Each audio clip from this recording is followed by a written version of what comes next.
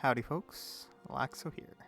And today we're going to be going ahead and getting right back into the Awakened Summons characters. So, there were a couple characters I wanted to go over, but I decided to get back to the ones I wanted to do a little bit later and maybe just hop over to a simple one, like Zangetsu today.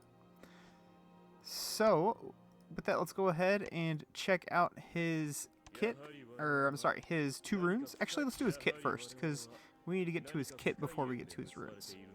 And then we're going to get to his runes, and then we'll check out his Warsouls, his total numbers, all that good stuff, and then we'll do some battles. So, with that, his Mastery Skill deals damage to a single enemy and inflicts bleed effect on the target for 2 rounds. There's a 20% chance to stun the target for 1 round. There's also a 60% chance to gain 150 rage. So it's kind of funny because I don't notice the rage gain too often. I do notice it, but the thing that I feel is a little bit more than 20% is the stun. I feel like the stun is a little more than 20%. The battles I'm going to be showing you, I don't think he actually stuns anybody, but when I do run him, he has a pretty good chance to stun. His rage skill deals damage to a column. Actually, let's go ahead and go like this. Take a look at it this way. Deals damage to a column of enemy. Deals bleed damage to 2 targets. Last 2 rounds reduces the target's rage by 150 points. And after you awaken his weapon, deals damage to column, deals bleed damage to the column. Last 2 rounds reduces the target's rage by 250 points. 70% chance of the decreased rage points are transferred to self. So I do actually notice this one too. The 70% of the 250 points given back to yourself. Yes, I have noticed that before. And it does help out a little bit too. Also, in case you're free to play and wondering, well, I'm never going to get his weapon, you can get Zangetsu's weapon. There are a couple ways you can get it. I think the most common way you can actually get his weapon is in one of these packs. Let's see here. Zangetsu. So these packs you can get from like any of the events and stuff like that. You can get these. I think it's the same as a regular weapon. If you really want his weapon's not too bad. Probably one of the better ones of the starting URs. Yeah, not bad. And you can also get it via. He does come on the soul boxes too, so you can get it there as well. All right, so 2 awakened runes. Oh, I forgot to check out his most important thing of his kit, his passive. When he is alive, he increases the rage skill damage of allies. The rage skill increase is 15%. 15% is actually a lot more than you guys think. When an ally receives fatal damage, there's a 5% chance to be reborn for 1 round. Triggers once per character and once per battle. And then, of course, reborn, when triggered, HP becomes 1 and the fatal damage is negated. HP is recovered and damage reduce rate is increased by 70%. So the damage reduction rate increased by 70% is actually pretty important. Let's go ahead and take a look at his 2 runes. Heals an additional 30% of his max HP when reborn happens. So instead of healing to 1 HP, he or anybody else on the party revives to 30% HP, and 6 runes. The chance of activating the first instance of reborn is increased to 85%. Subsequent activations return to 5%. So what that says is he pretty much gets a free 85% is pretty good odds. So I'm going to go ahead and say he pretty much gets a free res, and then of course any res after that is back down to 5%. So not bad. And then let's see here. Let's go ahead and take a look here at his Warsouls. So the Warsouls we can run on him, there are a couple different. If you want to run him as more of like a support character, then you could toss on any of these defensive Warsouls. You could run like Shattering on him if you want to increase like the stun chance and stuff like that. Maybe not a bad idea. I suggest not going with Crimson. Definitely not with Crimson. You could run Vigilance, any of those, or you could just do what I usually do, and that is just toss total Warsouls on these characters, just in case there is a benefit in having them in active battle. Me myself, I kind of just toss on whatever. I have an extra Warsoul of Wrath, so I'm going to toss that on him. But you could toss on other Warsouls. He does do decent damage, not amazing damage, but decent enough damage. And then, of course, as I was saying before, I do use him as a total Warsoul carrier, just so he can, you know, have the Warsoul on and get the bonuses. Let's see here. Warsouls we could run on him is we could run something like Warsoul of Evil, you know, get that stun chance, pacifism, get that extra rage reduction. Probably don't want to run those. You usually want to run those on characters that attack 6 units. Anything else? Possibly, you know, again, support role, you could run Tides, you can run Silence. Even Permafrost isn't too bad. Crescent, again, get the extra damage for your allies. So anything like that is not bad. I don't really suggest any of these Warsouls down here. But some of the earlier Warsouls aren't too bad, especially if you want to use, again, as I was saying, as a carrier. Oh, also Warsoul Soaring as well. But as for me, once again, I just use him as a total Warsoul carrier. Let's see here. His number, you know what? Let's go ahead and mess around with this a little bit. As I was saying before, I pretty much just use him as a more so of a defensive character. Like block strength, that's not too bad, but he doesn't really block enough, so I think it's probably best just to stick with damage for these extra Warsouls, or block chance if I can. Oh, look at that! Speak the devil, block chance. Damage rate isn't too bad actually, but I'm more so looking for damage reduction here. And again, if you're looking for damage, you could run damage rate, you could run crit chance, anything like that is also not bad as well. You know what? I'm just gonna keep this. This looks fine. Effect accuracy is also pretty good. His total numbers here. His crit chance is sitting around 70%, crit strength 22, effect strength 18, damage reduction rate about 52, so that's pretty solid. If I run a damage reduction, I could probably get this up to about 70% damage reduction, which is really good. Damage rate 86, very good there. And block chance 42, crit resist chance about 50, so all pretty good numbers. As far as teams go, I will actually go over that when I show some battles, so let's go ahead and show some battles.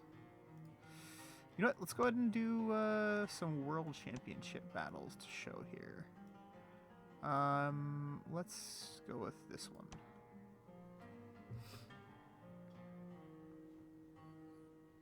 Alright, so I do like to run him in team comps.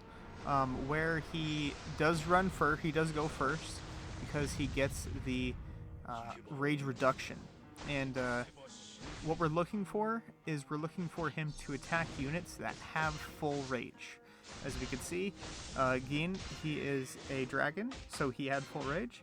And of course, if you can have him follow up off of another column row attacker, or a column attacker, then he can reduce, like as we saw here, Nell had full rage, reduce her rage. If Nell didn't have full rage, he would have done damage to Nell to increase her rage more than he decreased her rage.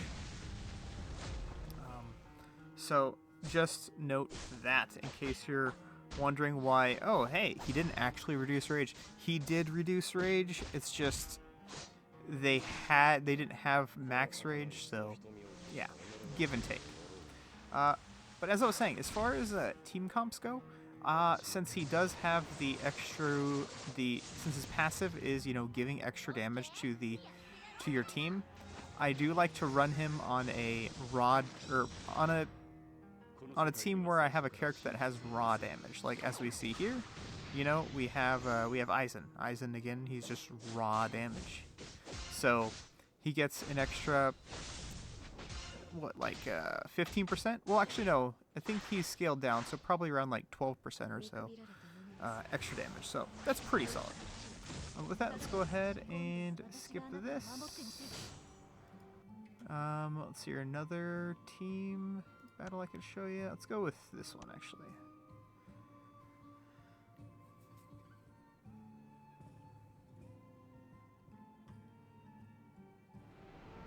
Also, I think I'm sorry, I should probably note this as well. I do like to run him as the last character that attacks, obviously, to get the rage reduction on the enemy team.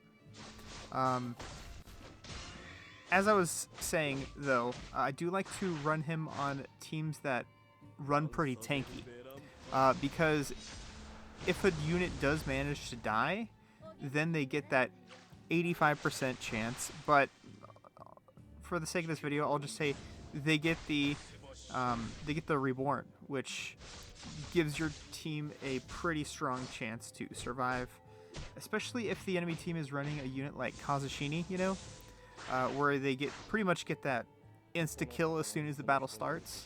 It's good to run him on that team comp just so you can get that reborn.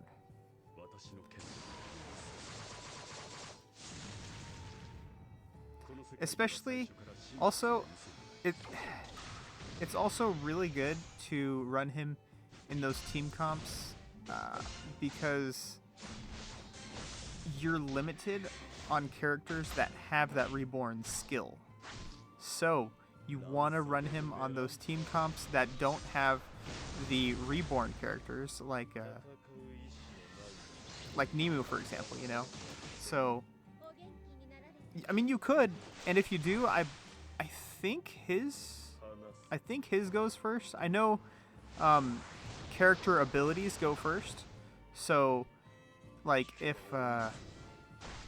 Aizen were to die here, Christmas Aizen, if he were to die, his reborn would go off first, and then I think Zangetsu's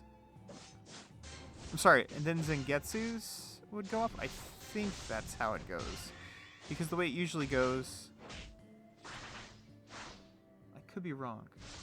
Maybe I do need to do some more testing on that. But yeah, it's definitely good to run him on teams that you don't already have the, you know, get out of free jail card reborn, so to say.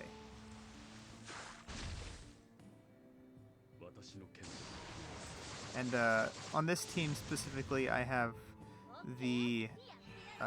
Koga's Soul Hall, and then I have the extra ability from BT Aizen, so we get that extra damage reduction, and then we get the just huge burst damage from back row Christmas Aizen, and then of course the CC removal we have. So it's just a fun little team comp, nothing amazing by any means, but just a fun little team comp.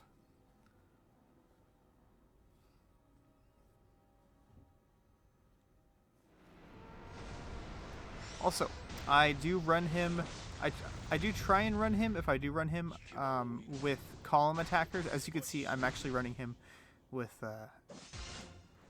Ichigo and Koga, both column attackers, because when you attack column, it's more likely, or I shouldn't say more likely, but you give rage to the enemy team when you hit them with the rage attacks. So if you hit the same column multiple times, like let's just say Koga goes off, rages, hit a column, Ichigo goes off, rages, hit a column, and then Zangetsu hits that same column, they got a net 0 rage gain because you gave them rage from both attacks and then you reduced it from Zangetsu. And you just did all that extra damage too. So, yeah, that's pretty much how I do like to run him.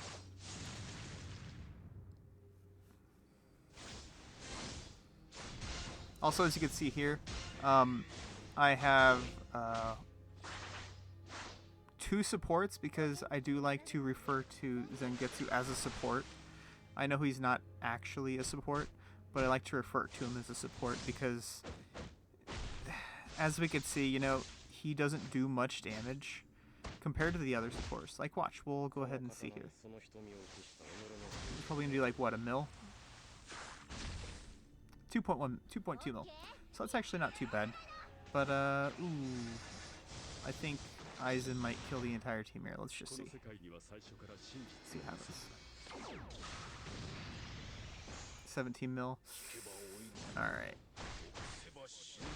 Yeah, so as you can see right there, he still didn't do as much damage. If there were 2 units, he still wouldn't have done as much damage as Koga. And on top of that, Aizen did a huge attack and defense steal from the enemy team. So even with the extra buff, so to say, from Aizen, he still even didn't do as much damage with Koga.